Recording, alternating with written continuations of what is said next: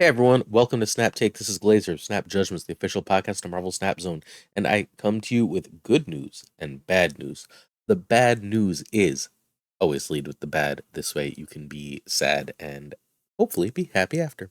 The bad news is that I won't be covering the OTA today. I usually do 15 plus decks on OTA days, but I'm a teacher and it's parent teacher night, so I'm going to be busy. I'm really sorry. I will cover the OTA, give you decks for it tomorrow morning, I promise. Instead, I have an extra special surprise at the end of today's video. I think you're really going to like it. We're doing 3 decks today, not 2, with an extra surprise. Hopefully, that's enough for you to make up for me not being able to hit that OTA like I'd like to. Okay, I'd like to invite you to subscribe very quickly. We bring you at least 2 brand new decks every single weekday, and usually on Sundays, that are proven winners in Marvel Snap that help you get infinite, help you climb an infinite, and get your infinity borders.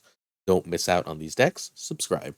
In addition, we do the biggest giveaway in all of Marvel Snap every single month. This month's giveaway is underway. You can enter 3 ways to win one of 5 season passes, 15 in total. The first way is Marvel Snap Zone. In the description to this video, there's an article on Marvel Snap Zone. Click it, follow the steps. You can win one of 5 season passes. Another way is Twitter. There's a tweet in the link to this video. Click it, follow the instructions. You can win one of 5 season passes. Finally, every video from this past Monday to this coming Sunday, if you comment it, that is entering you for a chance to win right here on this YouTube, a chance to win one of 5 season passes. But for that one, you also have to be subscribed. That's it. Hopefully that's provided enough value for you. It's completely free for you to enter to win these season passes. Hopefully you're willing to support the content at least a little bit in return. And if not, hey, no harm, no foul. All right. We believe in deck credits here on Snap Judgments. Because people put a lot of work into these decks and thus deserve credit for their hard work. We've got 3 decks, and they're actually going to be in reverse order for you today. The first is Lambie, the best player in Marvel Snap. Sorry that some of you don't like hearing that, but tournament results, consistency, and general consensus are that Lambie is the best player in the game, regardless of the overall rank. No disrespect to the top people in overall rank. I think it's a really cool metric. I don't think it necessarily measures who's the very best. Um, it's much like arguing, and this is totally an aside. So, like, if you hate the intro stuff, skip ahead 30 seconds.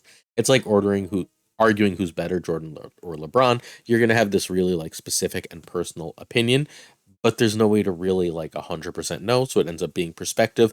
But there is arguable perspective. No one's arguing that I don't a great player who's not one of the top all time. Like a John Stockton is the greatest of all time, right? There's reasonable perspective. There's a very reasonable and strong argument that Lambie is the best player in the game. And if you don't believe me, go to KM's stream and say, hey, do you think Lambie is one of the best players in the game? And watch him laugh and go, well, yeah, obviously. Or go to, I don't know, pick a top player and be like, what do you think of Lambie? And then watch them be like, yeah, no, dude's incredible. He's really great at Marvel Snap. You can follow Lambie at the stuff on the screen. We've got Howling Minds, former Marvel Snap Zone writer, video creator, and general all around awesome dude. Climbed 3,000 ranks in like a couple hours with a deck we're going to talk about later today with a 70 something percent win rate. And the first deck we're going to talk about is a brand new brew, similar to something we've talked about on the channel before, but a brand new brew for most of the community from Owl God, the person who originally brought the move decks back, started doing the Craven Silk thing and winning tournaments with it before everyone else. Owl God is phenomenal. Absolutely amazing player, and we're going to look at his deck right now. Owl God's deck is a amazing little brew that is doing something that I was doing before the reset. It's sort of like this is almost a mix between what the counter guy who's on the Snap Judgments podcast releasing later today. Surfer deck. You'll note there's no surfer here. And my deck that was running basically this, except sort of with Iron Man and Absorb Man spot, and like another card or two different. Mobius wasn't out. This deck is really, really cool. It's got basically lots of ways to make yourself a really big Darkhawk is kind of the goal here. You've got Korg and Rock Slide, yes, but you've also got Absorbing Man. Try and make sure Absorbing Man copies one if possible. Got Cosmo to protect your stuff and ruin their day. If they're trying to Mobius you, that's what the rogue is for, and you have a Mobius yourself to make sure that their junk still gets messy. And at the end of the game, you want to drop Darkhawk and Mystique. If you've got Zabu and Mystique, that's 2 energy for Darkhawk and 2 energy for Mystique. That still leaves you 2 to go. You can still drop a Jeff. Enjoy. Um, if, however, you are missing a Dark Oracle Mystique, no America Chavez, on the last turn, you're going to play Darkhawk and then Iron Lad to see if Iron Lad hits that Mystique and wins you a lane. Or you're going to, if you don't have Darkhawk, you can play Iron Lad, see if it hits Darkhawk, and then Mystique, which would then copy it. Deck is sweet. Rogue can hit Mobius. Don't feel like Rogue has to hit Mobius if you've got enough other things going on. If you think they're going to drop like a Devil Dino or a Null or something, Rogue's pretty damn good for that kind of play too. Cosmo is here largely because I don't know if y'all noticed this, but Alioth is a nightmare of a card, and this answers that. Let's keep it going. Our general replacements for it, you're going to need most of the high series cards. This deck is super delicate. You can try without Ravona and add Sarah. Deck is going to suffer a little bit. You want that extra turn to play out your stuff. Particularly the Rock Slide stuff gets a little harder to play with Sarah. But Jeff can be either Black Widow or Nebula or Angela or Luke or Armor. You just want something high power to play in Jeff's place. I've been really big on Widow in my decks like this lately. So like Widow is where I would start, but most people would tell you Nebula, Angela, Luke, or Armor. Um, you don't run Shang, so Armor is all upside for you. You can stop their destroy stuff. You can make their lives difficult. You can stop the Alioths that are all over the place. Nebula is passive power, just one of the better cards in the game. Angela gets cheaper with Ravona, and Luke is just really, really good for certain locations. That's the logic for all those cards. Let's keep going. Nice quick play-by-play. Your stuff is cheap and big.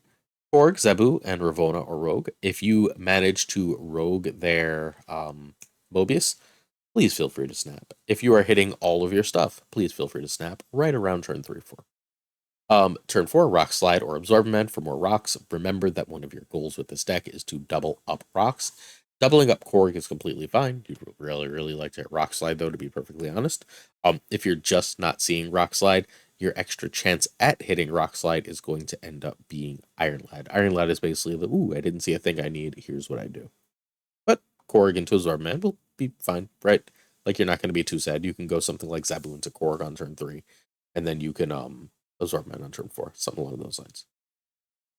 Turn 5, Absorbman from rocks. Anything but Darkhawk, unless you already dropped your okay. Here, ready? You think they're running Shang, and on turn 5, you can then fairly, as long as it's the last play, drop Darkhawk, right? Otherwise, you have to have Cosmo out. Remember, you can't Mystique behind Cosmo, so Darkhawk has to be the card behind Cosmo, and now you're sort of playing chicken with that Alioth. You're saying, I can find the location that you're going to think I'm going to play that Mystique in and win the game. Cool. That's the play. You had the game with Darkhawk and Mystique, and if you're missing either, go Iron Lad. If you're missing Rock Slide, go Iron Lad. Iron Lad is your, like, ultimate filler card. That's this one. Quick variant talk for those of you who are interested. A few of you were like, hey, why do you do variants? All right, well, a couple weeks ago, I asked everybody in the chat, in the comments, I was like, hey, what do you guys think of the variant talk? And they're like, we want you to talk about variants for these decks. So I do. This deck is beautiful, and I love it. It's a 1, 2, 3, 4, 5, 6 hip deck, although I still don't have that Zabu, my single most wanted variant. It's a 6 hip deck, which is always a thing of beauty. Yes, everyone, I got the Mobius. Celebrate with me. This Cosmo is great. It's not a hip. It looks like a hip. I know there's a hip Cosmo. This one's actually a little bit better. Best Rock Slide, best Darkhawk, bar none. Cute enough Rogue, and this Mystique I have gold background. Only card where I don't feel like I have at least a claim for the best variant is Absorbing Man, because there's a hip Absorbing Man that I also would very much buy. This deck is sweet. It's won 88% of its games in like 25 games. And this is in high ladder climbing. This isn't Infinity Conquest. This is Algod climbing to the heights and tops of the infinite ladder. And 88% against some of the top players in the world doing that is absolutely stellar. He's amazing. This deck is really, really good. And if you have the cards for it, and I'm aware many people don't have Ravona right now, but if you have the cards for it, It's 100% worth it. Next up is Howling Mines, a 77% win rate deck. This is another climber in ladder. We will talk about an infinity deck last. This is another climber in ladder. It is 77%. This is our deck of the day that doesn't run Mobius because it doesn't really need it. Mobius is really, really good if you're going to wave, but your wave is a turn 3 play. So unless they're Mobiusing on 2 or 3, wave will get you what you need, because usually people are saving Mobius for a little later as a general rule. If not, you're going to need Electro, or you're going to need to retreat. And like, let's be honest, they're not going to see Mobius on 2 every single game. So you should be relatively safe to wave. The rest of the play line is super simple. You want to Sandman and then say everyone's playing Mobius, so everyone thinks they can sort of play all the cards they want. Your deck is built to take advantage of that with basically Leader, Alioth, Doom, and Odin. If you get Electro or Wave, you can always play at least 2 of those cards. Leader, Alioth, Doom, and Odin. You'd really like to play Leader, Alioth, or Doom with Odin on top, but even if you can't, a Leader to copy their big thing and then Aliothing off their other big thing is usually pretty good. Nebula is also really, really great with Sandman because they don't have many cards to play in that damn Nebula lane, and Jeff just fills in the blanks and goes wherever you want. Quick note toward the end of the game, if you've got an Electro out and then you didn't see what you want on the last turn of the game, but you have Jeff and Lad, you can easily drop Jeff and Lad. You can also on turn 6, because you'll have 7 energy because of Electro, drop Arrow and Jeff. It ends up being pretty good, right? Arrow, if they can only play 1 card a turn because of Sandman, is going to pull their only card where you want, and then Jeff basically steals either that lane or somewhere else by being an extra power. Arrow is also a decent Alioth counter because, well, Alioth will not trigger on Arrow because it was pulled there, it wasn't played there. Cool. Nebula can be Sunspot or Mobius. Jeff can be Sunspot or Mobius. No Nebula or Jeff. Options are Jubilee, Lizard, or Psylocke. I've always liked Psylocke in these. My second or third Infinite was Psylocke in this because it's like a 97% chance to see ramp on turn 3, which is pretty good for the deck. And especially because one of the main cards you want to hit early, is Sandman. So getting a Sandman on 4 is like the goal. You can still do that just fine. Unfortunately, that leaves your next turn being either Iron Lad or Arrow or nothing else with this deck, which isn't quite as good, but still, it's a plus. Iron Lad can be Jubilee. Jubilee is perfectly fine as a replacement for Iron Lad. Iron Lad's a little better, but like not significantly, to be perfectly honest. I think you are going to need Alioth for this version of the deck, though. Sandman is really strong right now. Again, a lot of people are playing very floody things in the meta because they're saying Mobius just makes everything cost what it costs, so I can sort of do what I want. Sandman says, you got that wrong. All right, turn 1 Nebula, turn 2 Jeff, turn 3 Electro or Wave, turn 4 Sandman. If it's Electro, you have to play Arrow. You can also play Lad, I suppose. And then Doom, Leader, or Alioth if you played Wave. You're going to have to read the board and figure it out. Doom is very often the right answer unless you think they're going to like Galactus. Then, I mean, if you know what lane they're going to, Leader, and then you have 9 power, they have 7 there, or just Alioth and kill that crap. Turn 5, you can still Sandman, especially if you waved. Sandman is often the best play. If not, see last turn. A decent play, though, is if you went Doom on 1 turn, right? Or Alioth on 1 turn, whatever. Or Leader even on 1 turn, and then you can play Arrow on top of that the next turn, on turn 5, and then you could Odin it and pull their very last play over to that spot, too. Works especially well with Doom. Your end game play is Odin or Leader, sometimes Alioth. I really like Odin on Leader, Alioth, or Doom as the last thing you do here. But there are an awful of options to win the game at that point. Quick variant talk. We've got a 1, 2, 3, 4, 5 hip deck again. I've decided in heavy hip decks, I kind of like Baby Doom better, despite it being an objectively worse variant than Emperor Doom, because it is playing with the wrong toys. Got the new Odin, cool. This America's perfectly fine. Not in love with it, but like I think it's kind of cute for a pixel. I've got 2 other Americas. I've got a few arrows. They all look kind of similar. Arrow and like the non-hip waves, I feel like are often very similar cards. Other than that, we've talked about most of these variants. Gengar Alioth is adorable. Finally, we're at Lambie's deck. So Lambie wants me to tell you guys, as you know, he had his check cleared by me. That's a joke for those of you who read the comments in yesterday morning's video. But as Lamby and I were talking, this is not a tier 1 deck.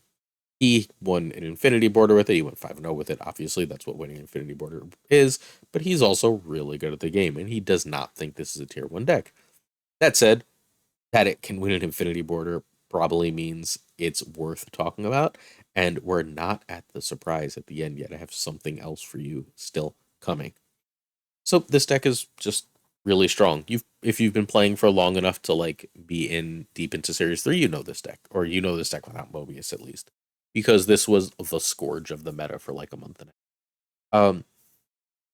Fundamentally, what it does is it says, I'm going to use Kitty to trigger my Angela and Bishop, and then I'm going to use Bast to pump my other stuff, and I've got like a Mysterio for 9 and a Hit Monkey for 246 plus the 3, so for another 9 on top of that, and then I've got Kitty to play, who's then huge, and if any of that's cheaper because of Beast, we're really going to town, and one of those locations is doubled because of Iron Man, and maybe the Iron Man is a 5-6 because of Bast, all that good stuff.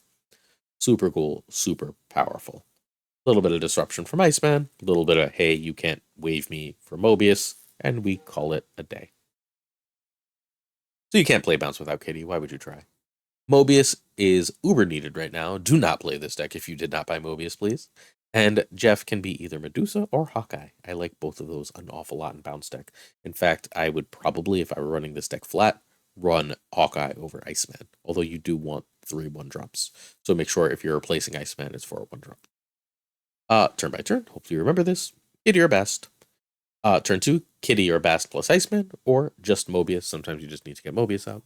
Turn 3, Kitty plus Angela, and again, you can just get Mobius out if you need to with Kitty. Turn 4, Bishop plus Kitty, or Kitty plus Beast. Turn 5, Iron Man, or Kitty plus Beast, plus ideally another one.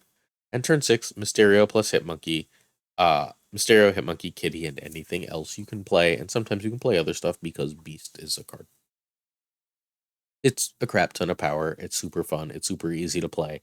This was amazing until it got like OP, and then it was all anyone played. The mirrors are kind of a nightmare, but it is a ridiculously fun thing to play if you've never tried it. And I do urge you to try it, even if it isn't necessarily tier 1 until next week. We're take a look at these variants because we're gonna do totally different variants. We're actually not gonna talk about this deck. We're gonna do totally different variants because we got to talk about something first. Lambie thinks this might be tier 1 next week when Elsa Bloodstone comes out. This is Elsa. This is our like new card slide when we talk about all of our new cards. This is often how we do it with this exact style slide. In fact, you will see this slide next Monday when I do my day 1 Elsa. Like I will give you the full Spotlight Cash Guide as I always do. So Elsa is a 2/2, which is a crap rate, which means the ability must be really strong if this is a season pass card, right? And so it is. If you play another card to fill a location, give it +3 power. So what you really want to do is get a location to 3 cards and then play a card there over and over again to make it really big. Well, if only we had a card that bounced back constantly. Yeah, Kitty Pride. So this deck, when Elsa comes out, might be tier 1, so I talked to Lambie about how to change it. Do we know this works? Of course not. Elsa's not out. No one knows if this works yet. This is a pure theory craft, but this is what I had for you. We spoke to Lambie and we came up with a version of the deck that we think solves for the issues. So you need Elsa, and the only real card that's not like pivotal to the game plan is Jeff. Except Jeff is also really good at filling a lane. So you add Elsa and you add Nightcrawler, who for Iceman, because Iceman is mid right now in the meta because of Mobius, right? Like Mobius just says forget Iceman and everyone's running Mobius. So instead, you run Nightcrawler, who, unless Professor X is out, has mostly the same ability as Jeff for our purposes. Still can trigger Angela, still gets actually gets a benefit from Bast, can still fill a lane with Elsa and get +3 power. And if Nightcrawler's a 1/5, that's pretty damn great. Could be a 1/6 just like could be a 6 power just like Jeff if you basted it first, etc. If you pump that, that's great. And if not, you've got Kitty to pump over and over and over again. Because of like so What really sells me on the idea of this deck is that like the last card to fill a lot of locations is going to be Mysterio, and Mysterio is a 2/9 with Bast. So if you can make Mysterio, if it's filling multiple locations, a with Elsa, right? It's gonna double that, right? Like it can be a 2/18, which is just I don't know the silliest thing I've ever seen in my damn life. So I think that that's gonna be really cool and bring bounce back. And you don't even have to worry about wave. You have to worry about Sandman, right? Although like straight up, if you can get close enough before they drop Sandman to Mysterio for a 2 damn 18, I think you're probably gonna win that anyway. That's like, yeah, each Mysterio clone would be three, would be six at that point. So like you win game snap. All right, this was my special present for you because I think this deck is going to be sick. Again, Lambie wants to urge. This is a theory craft. This isn't necessarily even what I'm going to play. I got to test without Iron Man. I got to test with and without Jeff. I got to see if Nightcrawler is right, and all of that is true. But this looks sick, and now I'm really excited for next week. And don't forget, you can win that Elsa Bloodstone for free 3 different ways on this very channel.